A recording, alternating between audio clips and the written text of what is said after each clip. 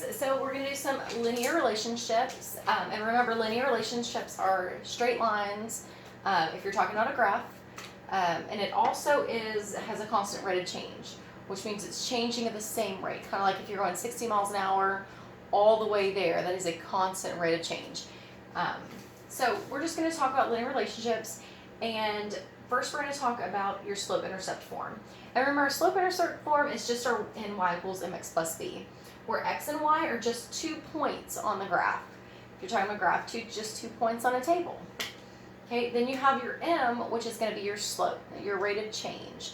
Your delta y over delta x, your rise over run, your change in y over change in x. These are all the things that slope can be called. It's just, and later on we're going to talk about slope being our k. It's our constant. Okay, and then your b, that's where you begin on your graph. That's where your y-intercept is. Okay, and remember that could be your flat fee, what they're going to charge no matter what, just to drive out there. Like if you have a maintenance guy to come to your house, he's going to charge you a flat fee just to come to your house. And then if he's going to charge you per hour after that. Your flat fee when you go to the post office, they're going to charge you a flat fee for your box, and then they're going to charge you the weight for it, no matter how much it weighs. Okay, so on the attachment, or if you're looking at my blog that goes along with it, there's a hyperlink that goes to Slope Dude. Now, he is the coolest dude there, so I know you want to watch that video again, so go ahead and do that. But remember, Slope Dude has some ways, right? And he says, puff, puff, positive, right?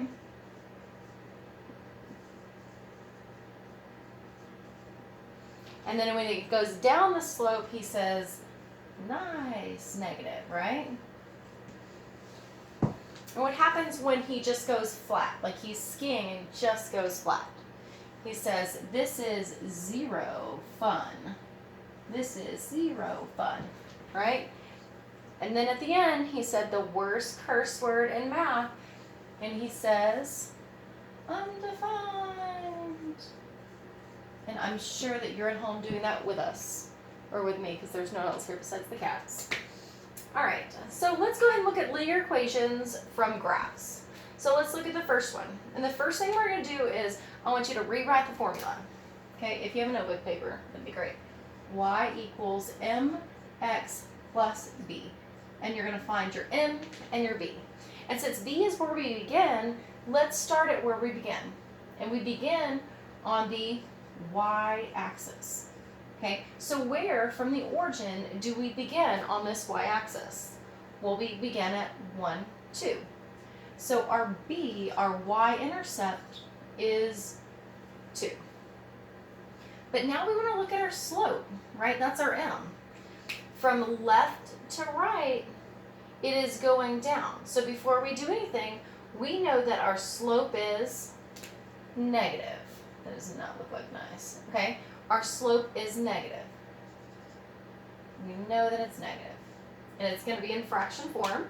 So now we're going to do rise over run, okay? So I've already put 2 points on here, and I usually like to use the y-intercept just because if it's an integer, then it's going to be easier for you to use. Now if it's in the middle, remember, maybe pick a different point, ones that are a little bit pretty. But we're going to go from this point to this point. And we're going to go down 1, 2, so we went down 2, and then we're going to run over 1, 2, 3. And since we went to the right 3, it's going to be positive. Okay, so now we have our y-intercept and we have our slope. So now our equation is, let's write it in a different color. Y equals our slope, which is negative 2/3 x. And since that's a positive 2, it's going to be plus 2. And this is your equation for this line. Okay, let's talk about the slope when we're graphing it, or when we're counting it. We always go from left to right because it's always going to keep our denominator positive. And when you stay with a positive denominator, at the end, you're not trying to reduce two negatives. A lot of people mess up at the end, remember, and you're trying to reduce a negative divided by a negative, and you just forget. It's not that you don't know how to do it, we just forget. So if you always go from the left point to a right point, just go left to right, then your denominator will always be positive, okay? All right, so let's go to the next one. Okay, so let's see how we're going to do this. Let's go ahead and rewrite our equation. Y equals mx plus b. Okay, and we're going to find our m and our b, our slope and our y-intercept. So where do we begin at on this graph? Well, we're going to begin right here. And that's going to be our origin. So that's like b equals 0 because that's our origin. And then we're going to look at our slope. Okay, I'm going to use this point, and then I'm just going to use this point. Okay, so our slope, remember, we're going to rise over run. We're going to go up 1, and then we're going to go over 1, 2. Okay, and from left to right, our line, our equation is going up. So from left to right, it's going up. We know that it's going to be positive.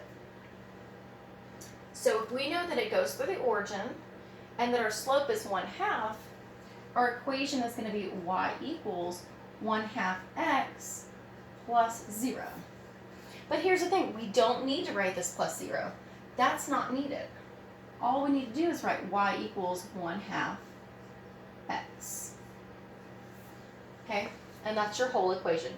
Because we know that if it's in y equals kx form, remember proportional is in y equals kx, that we know that that's a proportional situation and your equation is going to go through the origin. Okay, so that's part of it. Now, I want to go ahead and do some tables really quick. Let me find my tables. There we go. Okay, so I'm going to go ahead and write a table, and then we're just going to find the equation, from this table. Okay. And sorry, this is all we have to work with since we are not at the school. So we have x and y. Then we're going to go with 2, 4, 6, and 8. We'll go -1, -6, -3, and 0. All right. So let's first look at this. Again, our equation is going to be y equals mx plus b. Okay, and we've got an m and we've got a b defined.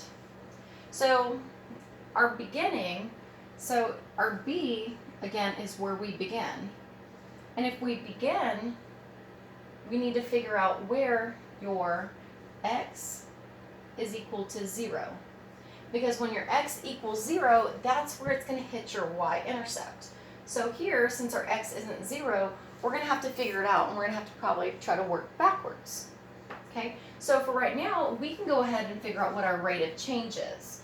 See, so let's do our m, and let's do our change in y over our change in x. And on your formula chart, your formula for this is y2 minus y1 over x2 minus x1. And we're not going to use that right now, but just remember that is on your formula chart in case you get confused.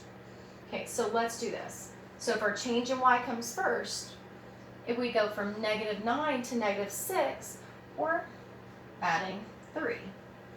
It's kind of like if you owed somebody $9 and then you owed them $6, could be that you pay them back $3. All right, so let's go from -6 to -3. Okay, +3. -3 to 0. +3. If this still confuses you with the negatives, maybe draw a number line. Sometimes the number lines help. Okay, -9, 8, 7, 6, -6, 5, 4, 3, 2, 1, 0. Okay, and then 1, 2, 3. All right. So if you go from -9 to 6, you went to the right 1, 2, 3. And if you went from -6 to -3, you went to the right 1, 2, 3. Okay. So this may help if you're still struggling with that. All right, so our change in y is going to be 3.